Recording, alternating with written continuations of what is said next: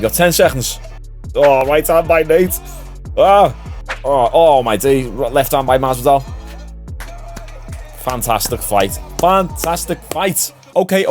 Nate Diaz and Jorge Masvidal have just fought in their boxing match. It was the rematch, and it was a pretty entertaining fight, I cannot lie. Now, brief disclaimer, I was actually going to go live and do a fight companion last night, but I'll be honest, guys, there was no way I was going to stay up till 6 a.m. for this fight card. Now, the main event itself, Diaz versus Masvidal, was actually quite decent. A lot of the other fights weren't that great, to be honest. It was decision after decision after decision. Turns out the entire fight card finished at 7 a.m. I'm 36, I'm a dad, I've got businesses, I've got responsibilities. I'm not staying up till 7 a.m. for this fight. Anyway, let's get into this fight. First off, credit to both of these fighters because they're both 39 years old and they looked fantastic. Nate Diaz didn't look too great in the Jake Paul fight. He barely even threw any punches. He got knocked down by Jake Paul. Now, granted, Jake Paul did outweigh Nate Diaz by like 30 pounds. So Jake is naturally going to have more punching power than Nate Diaz, so that's to be expected. And Diaz also said that he went into that fight injured or sick. I can't remember what it was exactly. Masvidal was coming off a 4-fight losing streak. But anyway, when they both stepped in there, Masvidal came out in a southpaw stance and he looked pretty decent, to be fair. Now, he said with his boxing coach, he's went back to basics and learned everything from the ground up. Now, I was initially worried when I heard him say that because usually when a fighter has been fighting for decades and then they try and change the style, that change will only last for so long, and then when they get into trouble in the fight, they go back to the old habits. Masvidal did not do this. You can tell by this fight that he come in there with good technique, good foundation, and in southpaw. He never fights in southpaw, he usually fights in orthodox, and Masvidal looked really good. In fact, some are arguing that he won this fight. Now, here on the Shaun Jones Fighting YouTube channel, we picked Diaz to win by a decision, and that's what it was. It was a Diaz decision win, but the scorecards were just absolutely ridiculous. So as you can see here, one judge scored it 95-95, so that was a draw, which I thought to myself, it could go that way because it was an incredibly close fight. We'll talk about the details in a second, but then how can one judge score it a draw, then another judge give 7 rounds to Diaz, and another judge give 8 rounds to Diaz and only 2 to Masvidal? Masvidal had a lot of success in this fight. He kind of stumbled Diaz a few times, but really it all boils down to how you go about scoring the fight, and boxing scoring and MMA scoring is completely different. So within the MMA world, you score based on damage. So if you land 2 or 3 massive shots and create a lot of damage, and then your opponent scores 20 shots, those 20 shots don't mean as much as those 2 or 3 shots that were really damaging. Whereas in boxing, it's not about that. Now, I'm no expert, but from what I've learned and what I've heard other people say, in boxing, they weigh up a lot more factors that go into deciding who wins the fight or not. And one of those factors is who is controlling the ring more. And the entire story of this fight was Diaz basically putting the pressure on Masvidal. Diaz looked great. He just didn't let Jorge Masvidal rest for a moment. And a good amount of Diaz's shots weren't even landing. But how does that look to the judges when Masvidal is standing in the corner like this with his arms up and Diaz has just got him in the corner wailing shots at Masvidal? It doesn't matter if 90% of them miss. It doesn't really look favourable on Masvidal. But then Masvidal will come back with some really solid body shots. Let's talk about that for a second. So Masvidal was in southpaw in this fight. As I say, he's usually in orthodox. And I think that was a key strategy because his strong, dominant hand is the right hand. And the main shot he was landing in this fight was the right hook from the southpaw stance. And I think that was a big strategy of Masvidal coming in. He must have seen some tendencies from Nate Diaz that made them think, okay, this right hook is going to be available all day, because it was. Jorge Masvidal was landing that right hook at will. Anytime he threw it, he was landing it on Diaz. And then the body shots that Masvidal was ripping on Nate Diaz were just insane. And let's also talk about Diaz. How the hell does he stay standing? Because you could see the power that Masvidal was putting into those shots, and Diaz just eats them and keeps walking forward. It's insane. But to be honest, I wouldn't have been angry if Masvidal would have got the win here. I can see how there is an argument that can be made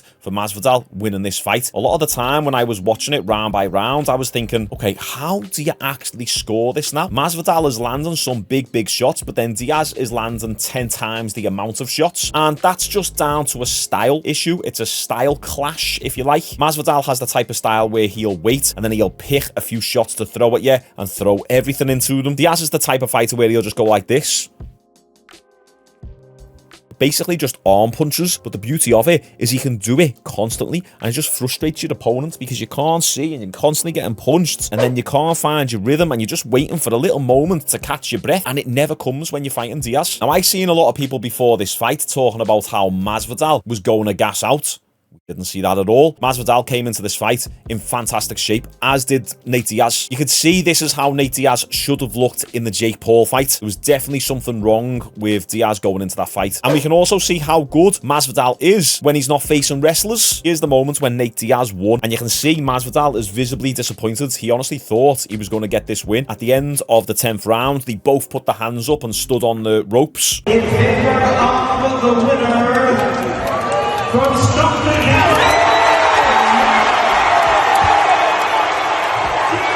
Also, another thing I'd like to address is the crowd. They were booing a lot throughout this event, and I think a lot of it was due to the fact that the majority of the fights came across almost as like glorified sparring sessions. There wasn't really any power punches getting thrown. Some fights, like the Anthony Pettis fight against Chris Avila, they were good and they were fairly high output, but because there was no power and it seemed like no one was trying to finish the fight, although I guarantee that they were trying to finish the fight, they were just a bit gassed out towards the end of it. The crowd just get upset with that. It's because when you go to a boxing event and you know that you're not expecting anything super technical, you're not expecting a technical masterclass like a Floyd Mayweather fight. No, of course not. What you are expecting more of is just a little bit more entertainment value, maybe some knockouts, maybe people getting rocked, maybe a little bit more back and forth. But when you see these sparring type sessions, it's not really super entertaining, especially there in the ring. People have high expectations. But anyway, that doesn't justify them booing. I hate when people boo like that. It's kind of like the Misfits events. People aren't going to watch a Misfits card to watch a technical masterclass in boxing. They're going to watch some funny fights and some influencers getting knocked out. Look, it's partially the reason why Misfits is losing its appeal, because the fighters on the Misfits cards are getting somewhat better, and therefore the tights are a little bit more technical.